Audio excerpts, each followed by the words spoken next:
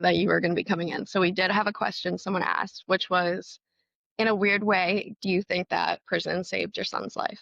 Absolutely.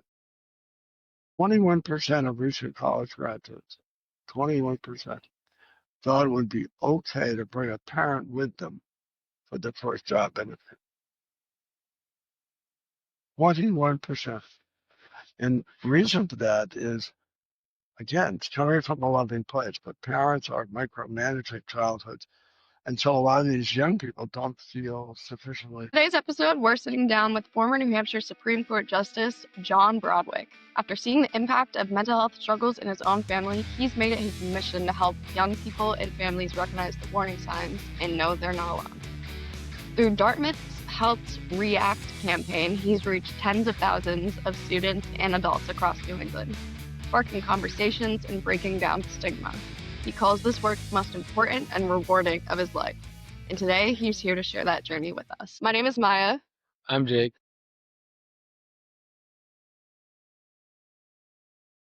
Coming in. So we did have a question someone asked, which was, in a weird way, do you think that prison saved your son's life?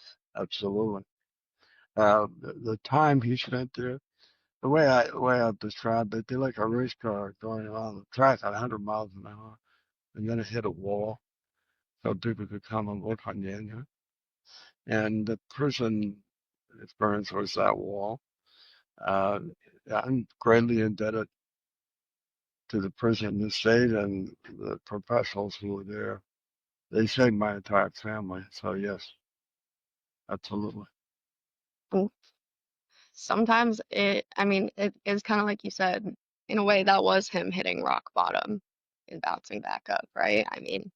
But you know one thing you learn in life, and I had the experience when I was going to visiting hours as a member of the court, and a lot of the people in the waiting room, waiting to see their loved one, knew who I was. But I was with them. I was going to see my loved one. And so whatever their journeys had been, or the journeys with the person that was at a visit, we ended up in the same place. And so it's a very humbling experience to do that. And I used to feel that way every time I went. So the idea that somehow you're better than they are, we're in the same place. So a lot of people make mistakes and they end up in a sitting in the same waiting room. And I had that experience every time I visited. So it was very humbling. I became Chief Justice when my son was there. And nobody associated with the prison, no guard, nobody ever said anything about that. And one night we were leaving visiting hours, and the inmates back then all had green clothing, green shirts, green chinos. They sat at picnic tables that were riveted to the floor. And anyway, we were leaving at 9 o'clock, and suddenly there was a green sleeve in the aisle with an open top. And so the two of them grabbed it, and it was an inmate. And he said, "Hey, congratulations on becoming Chief Justice." I said, "Well, somebody has to be Chief Justice." He said, "No, I think the governor made a good choice. Congratulations." You think any guard in that place would have said it? Was an image. That was another moment where you say, maybe I need to reassess. Yeah, Maybe I need to reevaluate. Maybe I see people one dimensional. I think that a lot of the older generation sees people one-dimensionally. It's like you said, y'all took very, very different paths and still ended up in the same place at one point. Yeah. You really can't judge anyone based on where they are in their journey. We judge for ourselves so that we can sort it out. So if you have a mental health or substance problem, we feel we can judge you because we don't have that. Well, you might have it, or maybe your spouse will have it, or maybe somebody in your past had it. I mean, it's just silly. We waste too much time on that nonsense and not enough time saying, what can we do to help? Yeah, That's the question. How can we help you? we spend too much Not how can we in the blame same you? way that we spend too much time placing blame on people instead of just trying to fix the problem. And we do that a lot of places. But when it And comes to mental health and substance, it's getting better, but it's not remotely where it needs to be.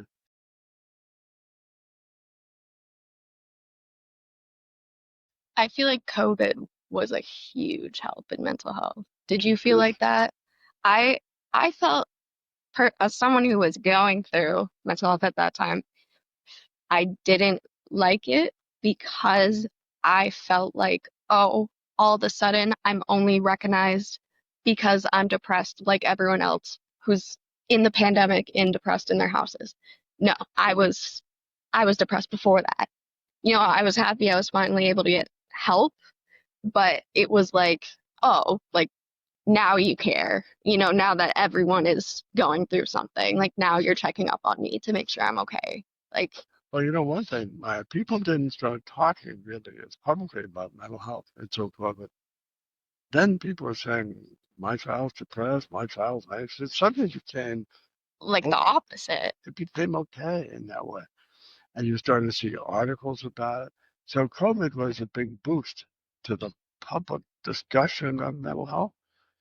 But I think also the mistake is a lot of people think, well, COVID's passed, so we're back to baseline, and baseline was perfect kids who feel great.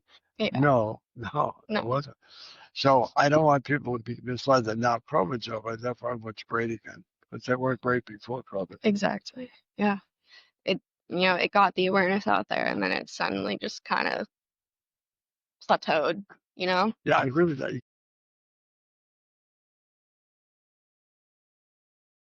got to stay after it. That's why I keep saying I want to speak every day. I want to speak to parents.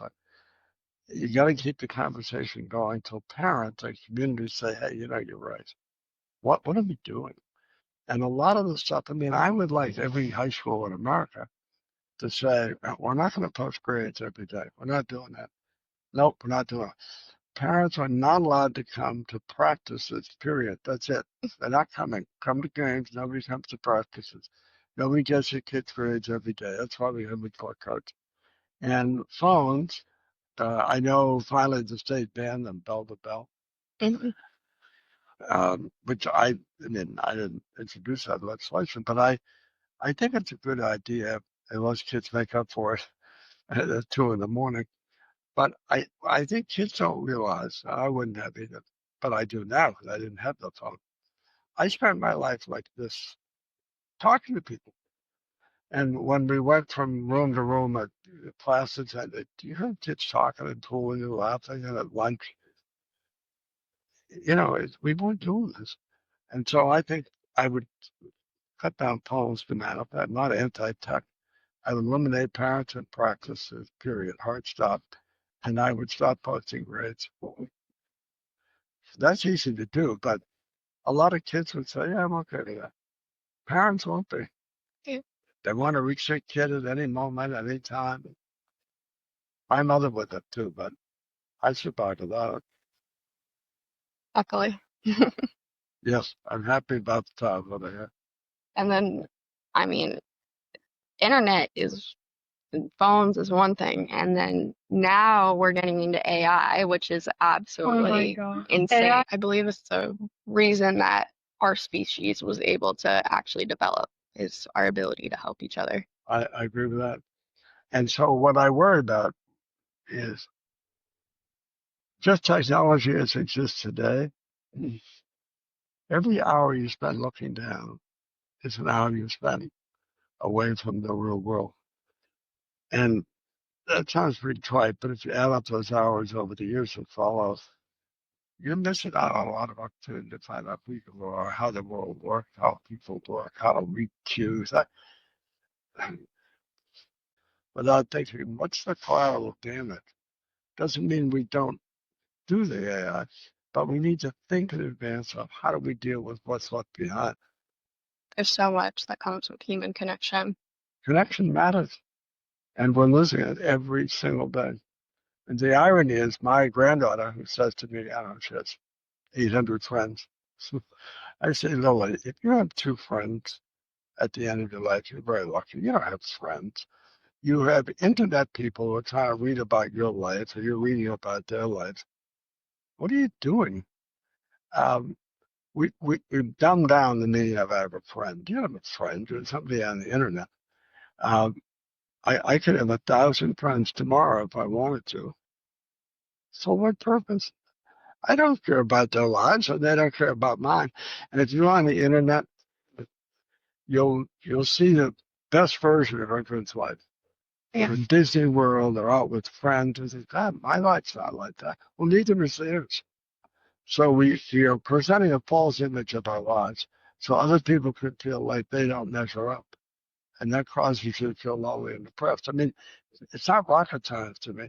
If everyone had to live on the same medium all day long, you'd be happier. Maybe you wouldn't know quite as much, but that's okay. That's why you're only your age. You have time. You are the most connected and the least connected generation in the history of the planet. You are. Yeah. And you feel connected because you reach out. That's not connection, that's data. It's not connection. Connection is eyeball to eyeball. It's proximity. It's engagement. And when you go out into the real world to get jobs, trust me, maybe it won't always be true and everyone your age is in charge of the universe. But in the short run, you're going to have to deal with people my age or younger, obviously, who are going to look you in the eye and ask you questions about who you are. And you can't say, excuse me, can I text you an answer?